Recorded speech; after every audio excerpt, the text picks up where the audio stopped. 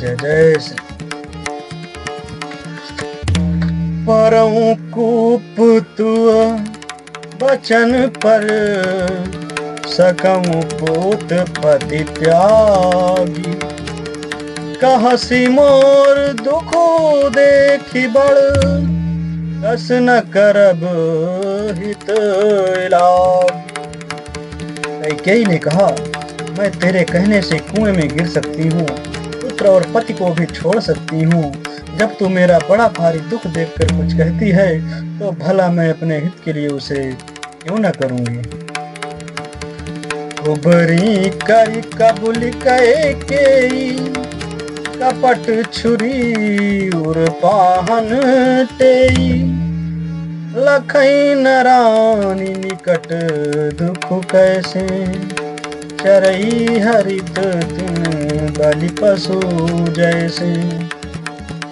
कुबरी ने कैकेयी को सब तरह से कबूल करवाकर अर्थात बलि पशु बनाकर कपट रूप छुरी को अपने कठोर हृदय रूपी पत्थर पर टेया, उसकी धार को तेज किया।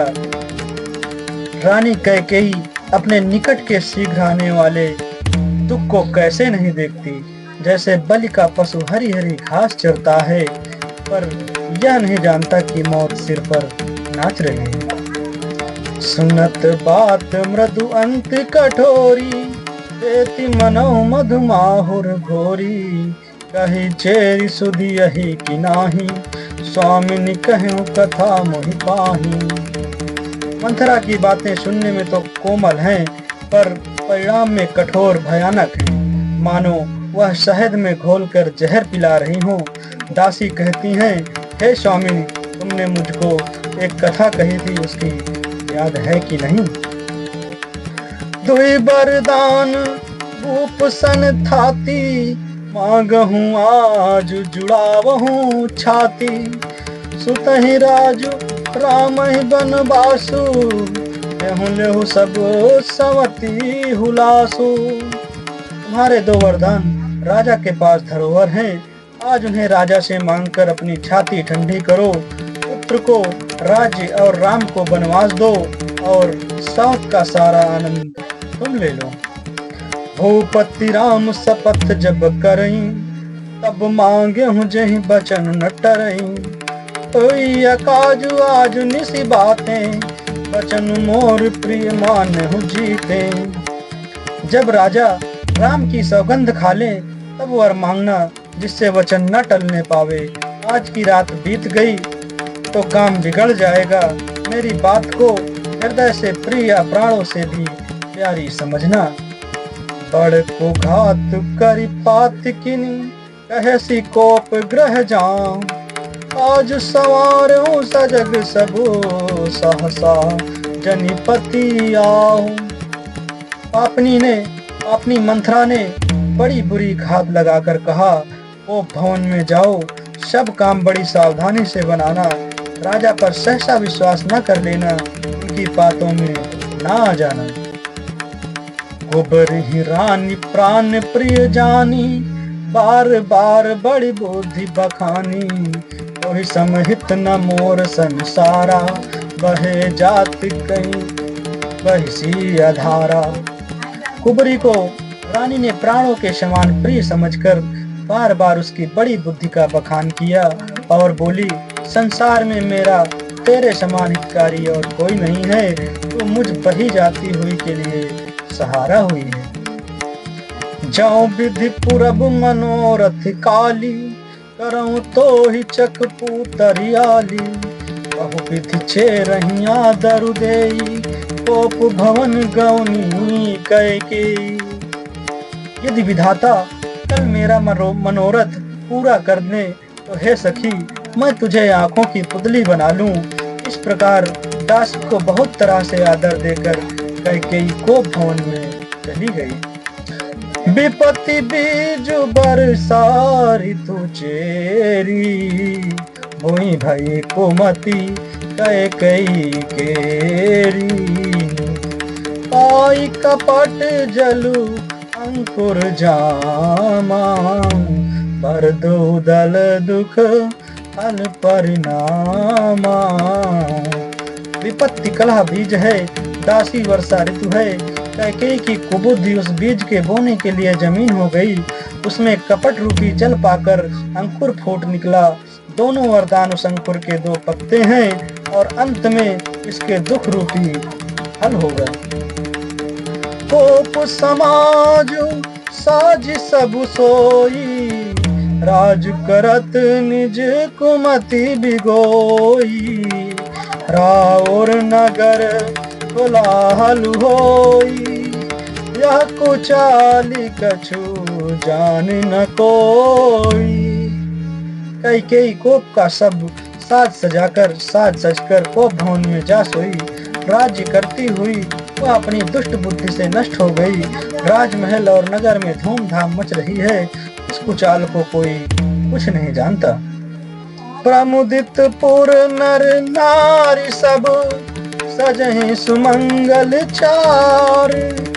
एक प्रभ सही एक निर्गम, धीर भूप दरबार। बड़े ही आनंदित होकर नगर के सब स्त्री पुरुष शुभ मंगलचार के साथ सज रहे हैं।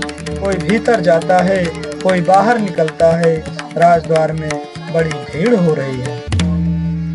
बाल सखा सुनी ये हर साही, मिल 10-5 राम पही जाही। प्रभु आदरहि प्रेम पहचानी, पूछहि कुशल खेन मृदुबानी। श्री रामचंद्र जी के बाल सखा राज तिलक का समाचार सुनकर हृदय में हर्षित होते हैं। वे 10-5 मिलकर श्री रामचंद्र जी के पास जाते हैं। प्रेम पहचान कर प्रभु श्री रामचंद्र जी उनका आदर करते हैं और कोमल वाणी से कुशल क्षेम पूछते हैं। फिर ही भवन प्रिय आयसु पाई, करत परस पर राम बड़ाई। को रघुबीर सरिस संसारा, सीलु स्नेहो निबाह निबारा। अपने प्रिय सखा श्री रामचंद्र जी की आज्ञा पाकर वे आपस में एक दूसरे से श्री रामचंद्र जी की बड़ाई करते हुए घर लौटते हैं और कहते हैं, संसार में श्री रघुनाथ जी के समान शील और स्नेह को निभाने वाला कौन है। जय जय जोनी करम बस भ्रम ही, तह तह ईसु देव हम देव यह हम ही।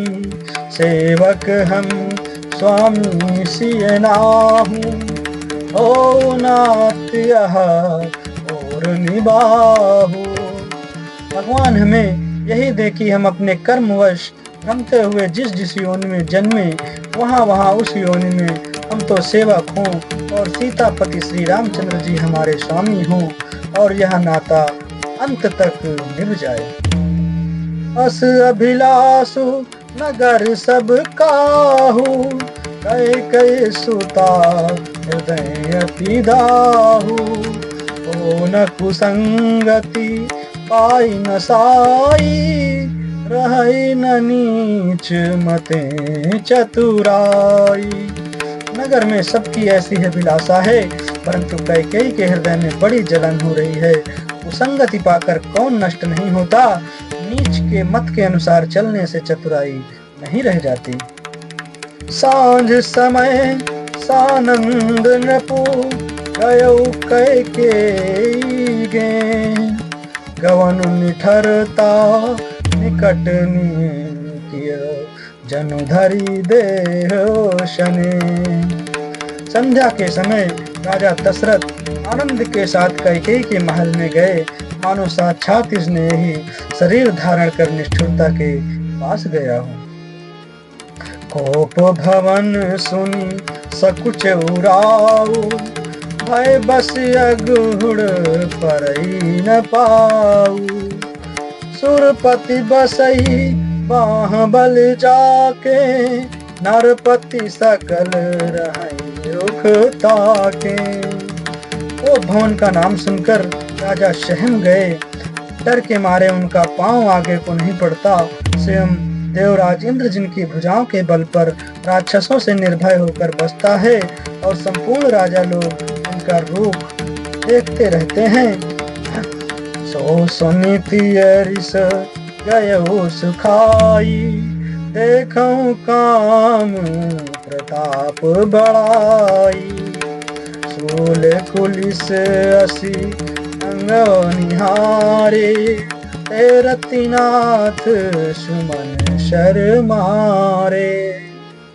वहीं राजा दशरथ स्त्री का क्रोध सुनकर सूख गए। कामदेव का प्रताप और महिमा तो देखिए, जो त्रिशूल वज्र और तलवार आदि के चोट अपने अंगों पर सहने वाले हैं, वे रतिनाथ कामदेव के पुष्प बाण से मारे गए। सभय नरेशु प्रिया पहि गयऊ, देखी दशा दुख दारुण भयऊ। भूमि शयन पटु मोट पुराना, दिए डारी तन भूषण नाना। राजा डरते डरते अपनी प्यारी कैकेयी के पास गए। उसकी दशा देखकर उन्हें बड़ा ही दुख हुआ। कैकेयी जमीन पर पड़ी है, पुराना मोटा कपड़ा पहने हुए हैं, शरीर के नाना आभूषणों को उतार कर फेंक दिया। जय श्री जय जय श्री।